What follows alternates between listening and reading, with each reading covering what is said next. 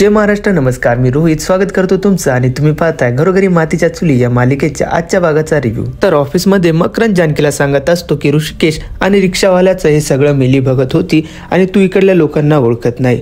कारण मकरंदच्या मनामध्ये ऋषिकेश बद्दलचा खूपच राग निर्माण झालेला असतो व या दोघांचं बोलणं चालू असताना तेवढ्यात तिथे ऋषिकेश येतो. ऋषिकेशला वाटतं की मी चुकीच्या टायमावर आलेलो आहे व तो म्हणतो मी चुकीच्या टायमावर आलोय वाटतं, मी बाहेर थांबतो. पण तेवढ्यात मकरंद म्हणतो तू यावेळेस इथे कशासाठी आलेला आहेस. व ऋषिकेश म्हणतो कशासाठी म्हणजे इव्हेंटची बोलणी करण्यासाठी. कालच आपलं बोलणं झालंय आणि तुमच्या एम्प्लॉईला जागा देखील दाखवलेली आहे. पण मकरंदच्या मनामध्ये ऋषिकेश बद्दल खूपच राग निर्माण झालेला असतो. मकरंद ऋषिकेशला म्हणतो नाही, आम्ही तो इव्हेंट घेऊ शकत नाही. व ऋषिकेश म्हणतो काय झालं अचानक, कालपर्यंत तर तुम्ही बोलले की आपण हा इव्हेंट करू आणि माझा ऐका, हा खूप मोठा इव्हेंट आहे, याचा तुम्हाला देखील फायदा होईल आणि मला देखील फायदा होईल. पण मकरंद म्हणतो तुम्हाला मी सांगितलं ना, आम्ही हा इव्हेंट करणार नाही आहोत. व जानकी काय बोलणारच तेवढ्याच मकरंद तिला म्हणतो तू 1 मिनिट थांब. व ऋषिकेशला म्हणतो तुम्ही काय वेळ बाहेर थांबा, आम्हाला बोलायचं आहे. व ऋषिकेश तिथून बाहेर निघून जातो.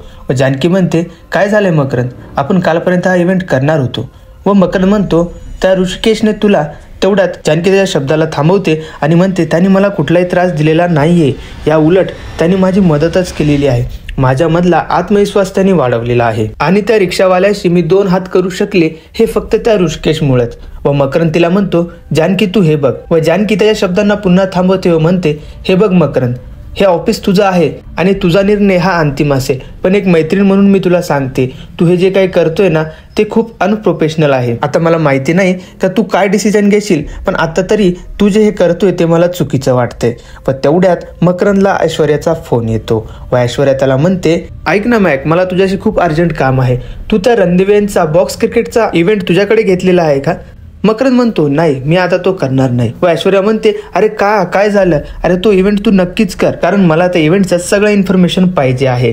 व मकरंद विचारतो का तुला का हवा आहे. व ऐश्वर्या म्हणते का कसं ते मी तुला सांगेल, पण ऑफिस सुटल्यानंतर तू मला भेटायला ये. व फोन ठेवून देतात. व मकरंद जानकीला म्हणतो ऍक्च्युली जानकी, मला देखील असं वाटतंय का आपण हा इव्हेंट न करून खूप मोठं नुकसान करतोय. मी तुझ्या प्रोटेक्शनसाठी हा निर्णय घेतला होता, पण तू स्वतःचा विचार न करता आपल्या कंपनीबद्दल विचार केलेला आहे. तर आपण हा इव्हेंट नक्कीच करूया आणि तू त्यांच्याशी बोलून काय गोष्टी सांभाळून घेशील. व जानकी म्हणते हो नक्कीच, मी सगळ्या गोष्टी सांभाळून घेईल आणि मी खरंच तुला अप्रिशिएट करते की तू हा निर्णय घेतला आणि माझ्यासारख्या एका सामान्य एम्प्लॉईसाठी तू तुझ्या कंपनीचा एवढा मोठा डील कॅन्सल करत होता, त्याच्यासाठी तुला थँक्यू.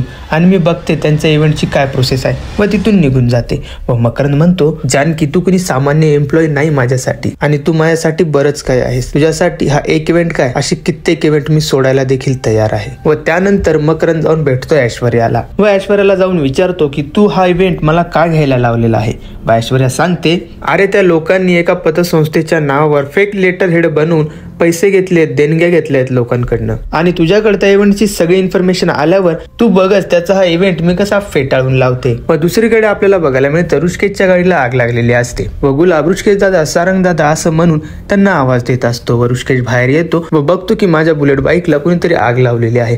व रागाचा भडका होऊन तो म्हणतो ज्याने कुणी हे केलं असेल ना त्याला हा ऋषिकेश सोडणार नाही. तर हा होता एक छोटासा रिव्ह्यू आजच्या भागाचा आणि आजच्या या रिव्ह्यू बद्दल तुम्हाला काय वाटतंय कमेंट नक्की करा आणि असेच रिव्ह्यूज पाहण्यासाठी आपल्या चॅनलला सबस्क्राईब करा.